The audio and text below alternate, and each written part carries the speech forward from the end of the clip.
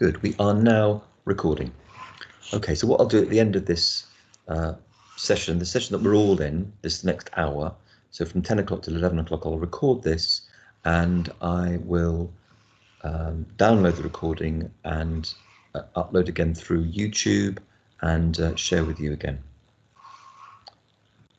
Okay, so what we're looking at today is the proposal, your research proposal, and we are looking at the Viva.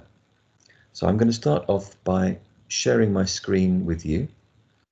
If you, I need a volunteer. Leah, if you can't see the shared screen, Leah, just Leah, could you turn your mic on and let me know? Actually, if you can see my shared screen, Leah, could you also turn your mic on and let me know? I'm just about to do it now. Cheers, thanks, Leah, that's great. Because what I found is it's not always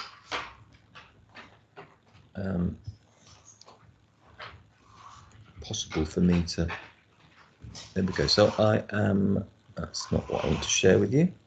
Let me minimize that. Let me go into, so I am now in project on Moodle. Leah, are you seeing that?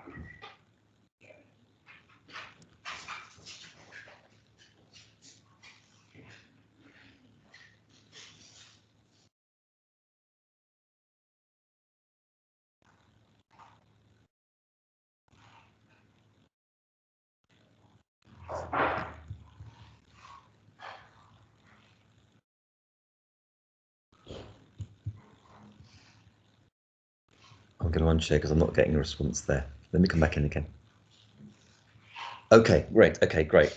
So, Leah, can you? That's fantastic. I can't. I can only hear comments now if you unswitch. If you switch on your mic. But that's great. That's sure. Great.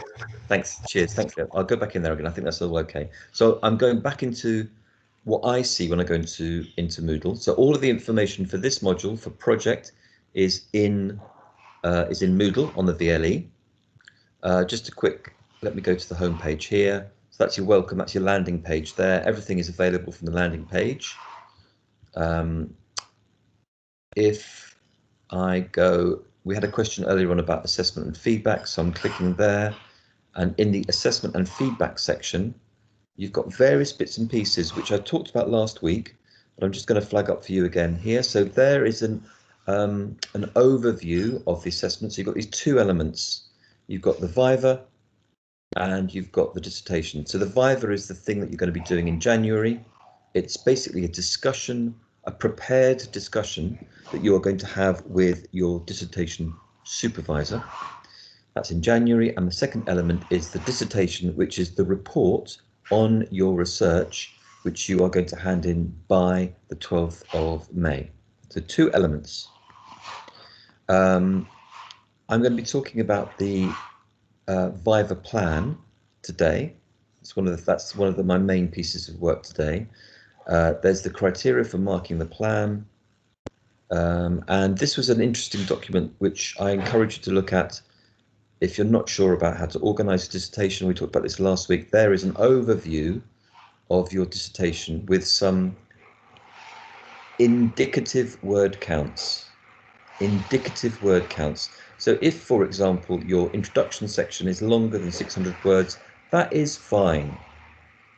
Okay, it's not a problem. It's just to give you a rough idea about how big these various sections should be. What's important is that when you finish your dissertation, your literature review is pretty substantial. So 2,000 words out of the 7,500 words, and your results and discussion section is about coming up to half of the entire length of your dissertation. That's a really big chunk. You will have seen that Fabienne published a list of project supervisors, so you can look at that. Don't look at it now because I'm talking now. You can come and look at that a bit later on. This is last week's session. What is educational research? So if you go in there and go down. So if you missed last week's session, there's the introduction. There's a video there. there's the preparatory content there. I recommended that you looked at one or both of these journal articles to get a sort of flavour of what you are going to be doing for this module. And then in the live session, we talked about the assignment. That was last week. We talked about thinking about focus for your research, and we talked about finding research articles. And as promised, there is a video that demonstrates how to find journal articles using the LSBU library. So that's last week's stuff. So if you missed last week, catch up. That's important. Here's this week's stuff. So session 2, that's where we are now. That was my introduction. That's the preparatory stuff.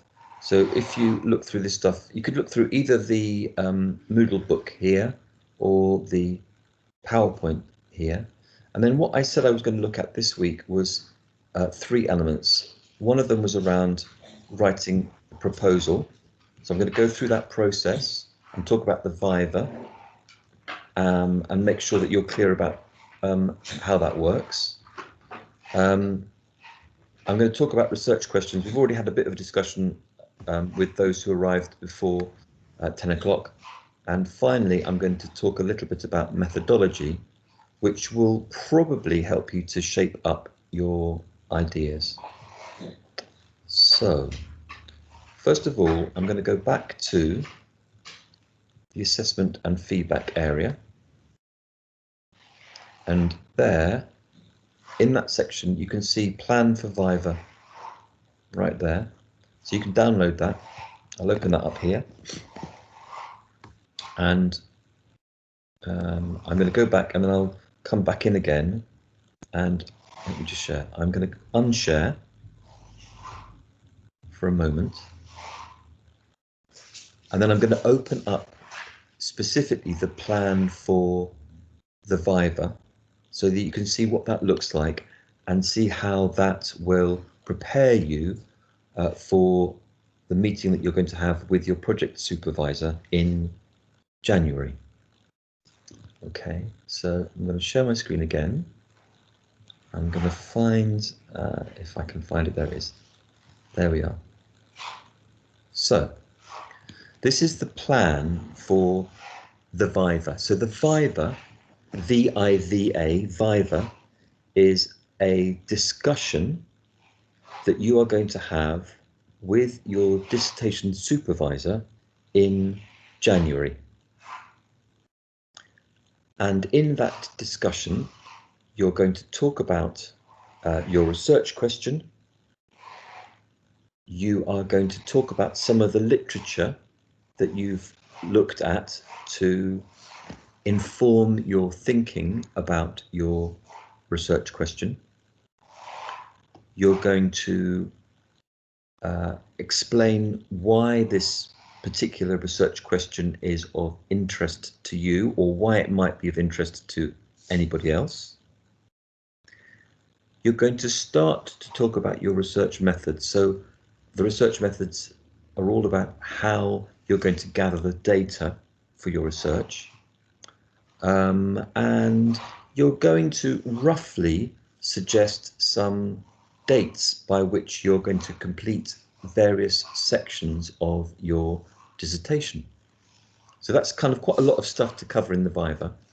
And what this document here does, this plan for Viva, this is basically you follow the various requirements of this plan, and you can take this plan into your Viva, into the discussion with your supervisor, and use this plan as an aid memoir. It's a document to remind you about the things that you want to talk about. And you can start to fill in this plan now. You can start to populate the various sections now and prepare for your meeting in January. So basically, this is a plan for a meeting you're going to have, and the plan covers all of the things that your supervisor will talk to you about. I'm just going to break there for a moment. I'm going to leave that opening section up there for you to look at.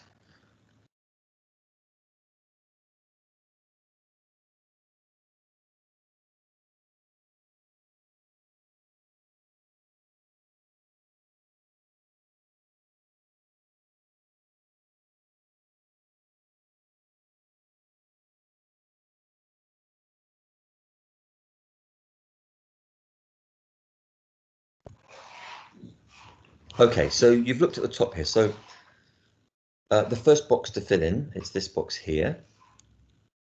So you're going to put in your research question there. And I've spoken to a number of you this morning, and a number of you have already got your research question or are very close to having your research question. So your research question is basically going to be the title of your dissertation. And you put your research question in there. Okay, that's that box filled. Probably ideally with a question mark at the end, because it's a research question. Ideally, it will have a question mark at the end. Okay.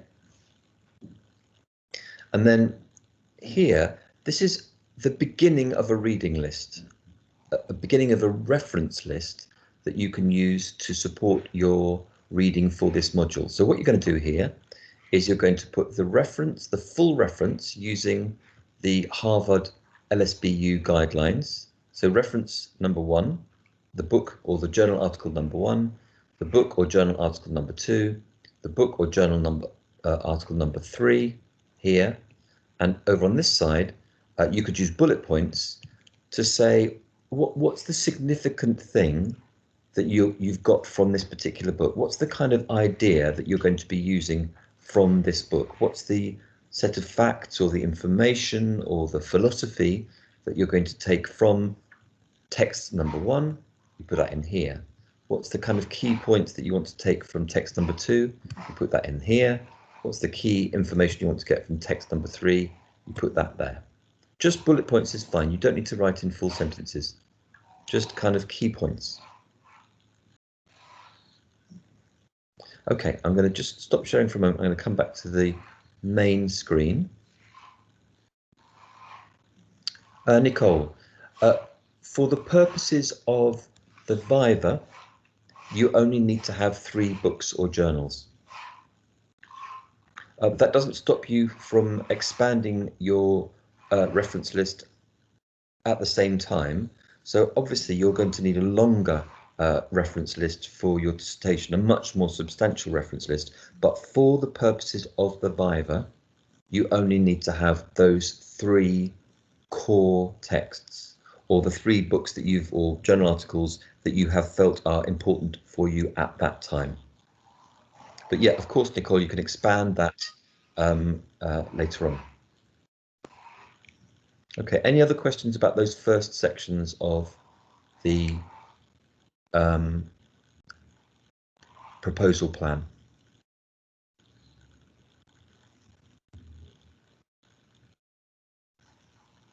Excellent. Okay, so sharing again. So then the next section that you're going to fill in is this rationale. Now the rationale basically will become the introduction to your dissertation. So the rationale is the first substantial chapter of your dissertation, and we call it an introduction, and the introduction will present why you think this particular focus is of interest. So why should anybody read your research is what we're saying. Why is the thing that you are investigating interesting? Partly, why is it interesting for you? So it might be that your research focus has been prompted by your own experience in education. And that's a really valid reason. So your own experiences in education may have made you think about a particular aspect of education and you want to carry out research into that. So that might be the reason for your focus. It might be that you work in a particular setting and the learners that you work with and your day-to-day work has prompted you to do research into that particular area. Also within the rationale, I recommend you look at what the previous research is into this area and demonstrate, show that this is important beyond just you. Lots of people are thinking about the importance of this. So some of you were mentioning play in the early years. Play in the early years is something which lots of researchers have looked into. So you could use that as a justification for your interest, is that lots of other researchers have looked into this area. Meeting the needs of autistic learners, lots of research has been carried out into that. So that's partly a justification why you might be carrying out research into that area as well. So the rationale, and just note the spelling there, it's the word rational with an E on the end. So a rationale means a reasoning, an explanation why you think this is important or interesting. Okay. Now, the next section here, again, bullet points is fine. So that's bullet points there is fine, because remember, you're just using this as an aide-mémoire. You're using it as a way to remember what you want to say and discuss with your dissertation supervisor. So you just want to look at your sheet, take it into the meeting with you, have a look at it. Oh yeah, I wanted to talk about that and that. So just bullet points, reminders to you about what you want to talk about with your dissertation supervisor. Proposed research methods. So I've talked with a number of you already about the idea of carrying out surveys or carrying out interviews. So those would potentially be your research methods. So the research methods is all about how are you going to gather the data, the information that will enable you to answer your research question. So let's take an example here. Let's come back to the main screen again. Let's say, for example, that your research is into, let's have a look up here at one of the suggestions we had here. Let's say that you are researching into teachers and parents' views on how 12 to 24-month-old children learn. Okay, that's what you're, so in a sense that's, we already know who the participants are going to be. The participants are going to be teachers and parents. You've worked out who your participants are. The next question is, how are you going to get the information from the teachers and parents?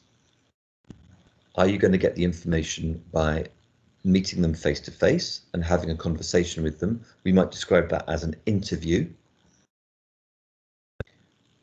Or are you going to send them something to fill in? So you could send them something like a survey, and they complete the survey and send it back to you. So your method would be survey. Think about COVID-19 and think about the challenges that sets for us. It may be that you cannot meet your participants face to face because of social distancing. Instead of meeting them face to face, you could, for example, send them questions via email, and they can respond to your emailed questions through email. So you send them the question through email and they respond through email. Effectively, this does the same thing as an interview. The advantages of that would be partly that you don't have to have the face-to-face meetings, so you avoid the issues around social distancing. Advantage number one. Advantage number two is that the interviewee, the person that you are interviewing, is setting out their own thoughts themselves. You don't have to transcribe the interview. The interviewee is already just has typed the words down. So there's no danger of you misunderstanding or misrecording what the interviewee has said to you. I note that the transcription here is picking up interviewee. So That's one word there, interview, I-N-T-E-R, V-I-E-W-E-E, interviewee, the person that you interview. So there's a real advantage there in thinking about perhaps using social media or using email as a way of gathering ideas from your participants. If you interview live, so if you interview in the same space with the participant, you're going to have to record that and transcribe what your interviewee has said. And there's a problem with that. It takes a long time to transcribe. Even a short interview, even a 10-minute interview takes a long time to transcribe. And you need to think about how you can manage your time effectively. I think we've got a couple of questions here. I've got a question here from Brooke. Can you also gather information from children in your setting? Absolutely. Absolutely, yeah. I mean, I would thoroughly recommend using children as participants. If you are using children as participants, you need to make sure that you have been clear with them about the purposes of the interview and that you have got their permission. And depending on the policy of the school, you have got the permission of their parents or guardians. And of course, you need to make sure with all of your participants that all of the data that you gather is confidential, and that when you're reporting on it, you maintain the participants' anonymity. For example, when I read your dissertation, I don't know who these people are. You're going to call them something like pupil A, pupil B, pupil C, pupil D, or parent A, parent B, parent C, or teacher A, teacher B, teacher C. So anonymity is a requirement. Okay, if I go back to sharing the screen again.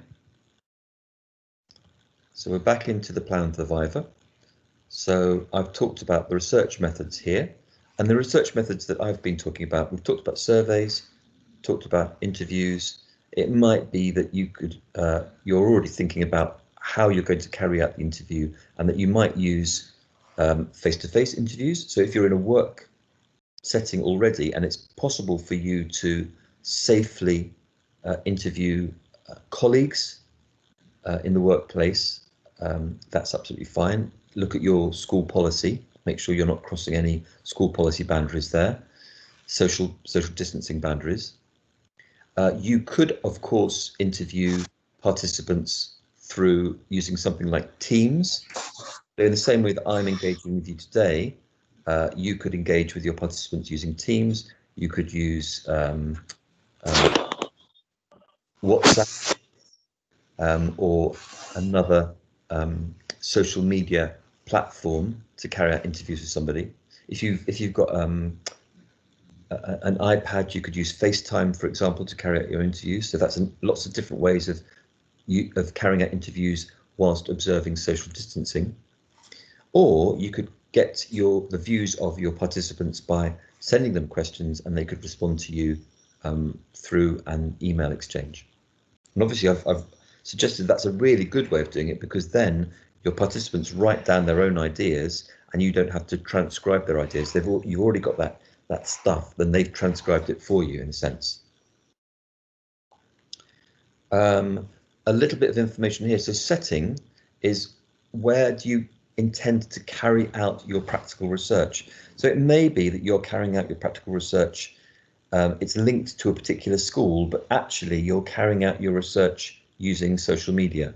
So it might be that your focus, all of the parents are parents at the same school, for example, or all the teachers that you are getting data from are teachers at the same school, but actually you're getting the information using social media. So what is the setting or the settings where your participants work or where they are stakeholders? That's the setting bit.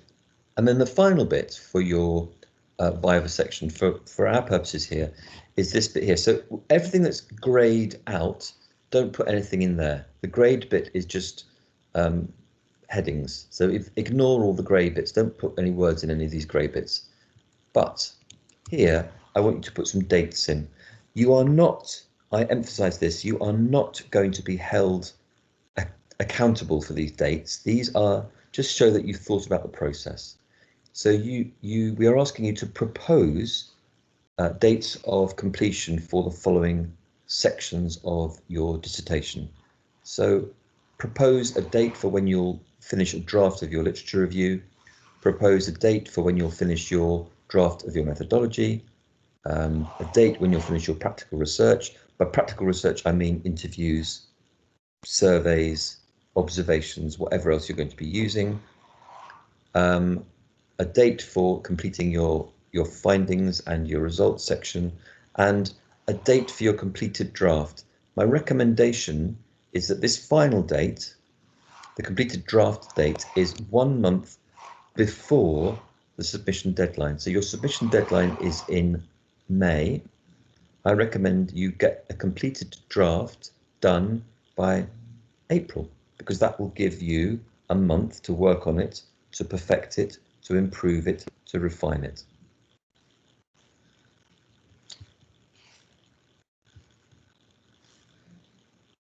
Okay, any questions about the form? Ali?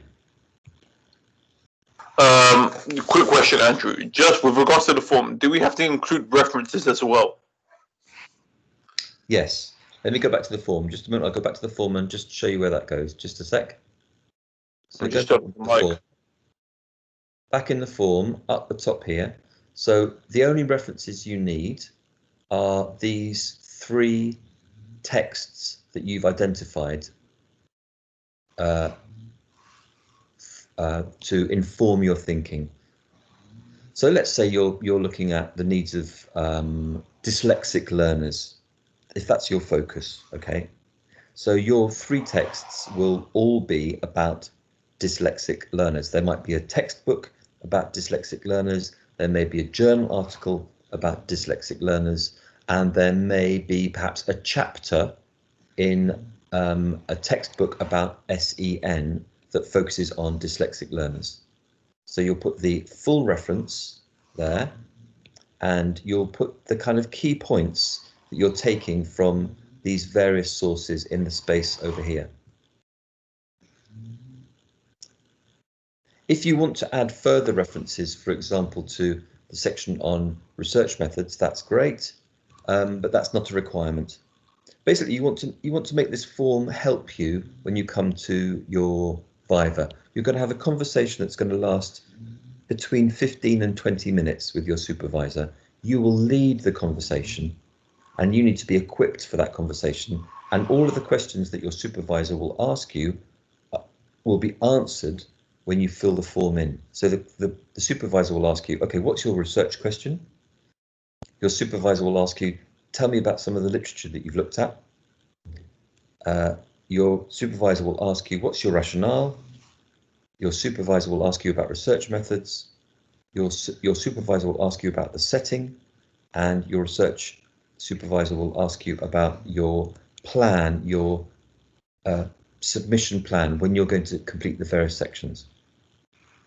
So all of the questions that your supervisor will ask will be, you can answer them in advance by preparing and completing the plan for Viva. Thank you, Andrew.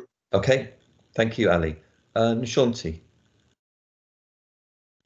Hi, Andrew. If you could go over the setting bit again, please. Yes. Let's say setting, and where do you tend to carry out the practical research? How will you get access, and who will be your participants? If you could just briefly explain that again, please. Okay. So the setting in a usual year, in a kind of conventional year with no COVID-19, you would go into a school and you would interview teachers or pupils. You might go into a school staff room by arrangement with the school and perhaps interview a small selection of parents. So you'd be doing something in the school. And when I say setting, I mean, in most cases, it will be a school. If you work in a school, the setting will be a school. If you work in a nursery, the setting will be a nursery. If you work in an adult education institution or a further education college, the setting will be that college. If you're on a non-work-based route, the choices are a bit more, to a certain extent, the choices are a bit more flexible, because you're choosing the setting, you're choosing the interest that fascinates you, whether it's a primary school, an early years setting, secondary school, further education college, sixth form college, etc., etc. It's up to you. Because of COVID-19, for lots of us, it's difficult. It's much harder to get into the setting, but it's still, your research may still be focused on a particular setting. So, for example, Nishanta, you might want to carry out research into how a particular school in Southwark teaches pupils with dyslexia. So the setting is that particular school. You may not be able to visit that school in person because of COVID-19, but you can get data from teachers in that school by using something like a survey, or through email, or through arranging interviews through Teams or FaceTime or some social media platform. So the setting is basically where the learners are that you're thinking about. The school or the college or the nursery, where are they? It might be that you're not thinking about a particular setting. So it might be that your participants are a community. So it might be a community of your local community, and you're asking parents in your local community how they feel about something educational. So it won't be linked to a particular setting, but it will be linked to a particular community. So you could talk about the community as the setting. Okay. That makes sense, Shanta? Yeah, that makes sense. So if I just interview the teachers and the parents within the workplace that I work in at the moment, that's okay? Super. Perfect. Okay, that's fine. Thank you, Andrew. Setting. So your workplace is the setting. Okay, yeah, yeah, that's what I mean. Yeah, Cool. you're correct. Right. Yeah, thank you. Right. Brooke, I've answered your question. Aisha, do we get to show our supervisor the draft in April before we start refining? Yes. So what you'll do through this process is that your supervisor will look at sections of your draft dissertation. And the way we do it is we look at up to 10% of the whole dissertation. So, for example, you could send your supervisor a chunk of your literature review, and your supervisor will give you feedback on that chunk of your literature review.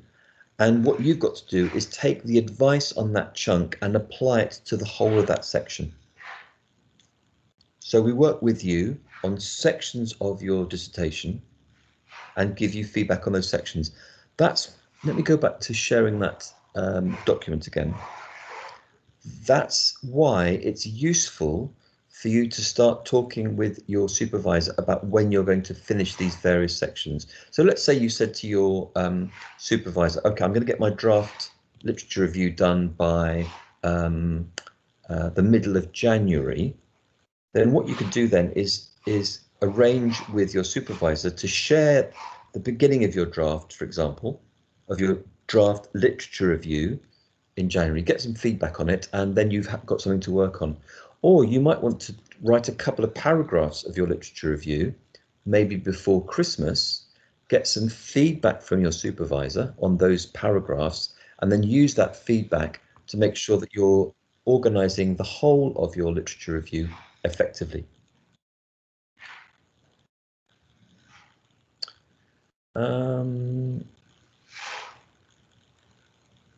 Aisha, does that make sense?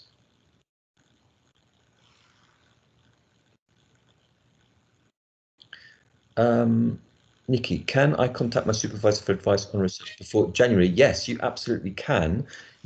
Our next session is going to work slightly differently. So in our next session, session 3, there's 2 things going on. You will have your first meeting with your project supervisor in session 3. And because of making it work for you, what I'm going to do is I'm going to put together, I'm already putting it together. I'm going to put together some video input involving me and some other links to materials around research methods. So you can access all of the stuff that you need for session 3 online in your own time, but session 3 itself is going to be set aside for tutorials with your supervisor. So you're going to meet your supervisor, discuss where you're going with your thinking, get some feedback from them, come out of that meeting feeling confident about your research, and then carry on. And then on the same day or before or after, you can access the resources to do with session 3 through Moodle. Georgia, how many do we have to interview roughly? It's depends on what your focus is, Georgia. So as I've mentioned before, if you are, let's say that I was doing a piece of research and my research was about how a particular school manages the needs of one particular pupil who has a number of interrelated special educational needs. Okay, so I'd need to interview that pupil's class teacher, that pupil's TA or learning support assistant. I might want to interview the special educational needs supervisor, special educational needs coordinator in the school, and it might be appropriate also to interview the pupil, and it might be relevant to interview the pupil's parents. So that's with a very focused piece of research. I might have 3 or 4 or 5 interviewees, all focused on that one particular pupil. Another way of thinking about it, Georgia, would be surveying a larger group with a simple survey, which you could set up using the Bristol online survey mechanism. I'll give you some links to that later on.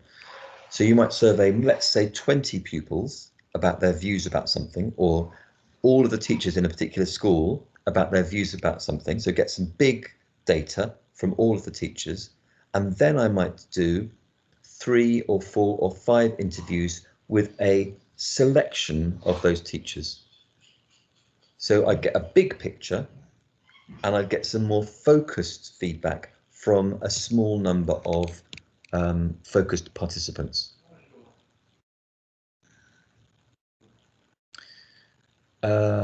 George, let me know if that makes sense.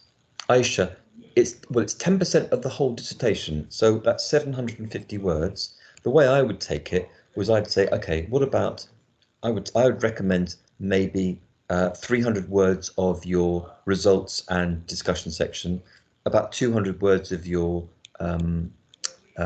literature review section, about maybe a little bit of your methodology section. So little chunks of different sections. But if you want to, there's nothing stopping you giving the whole of your of a particular section of kind of your introduction section. I don't think that would be the best use of your supervising tutor's feedback.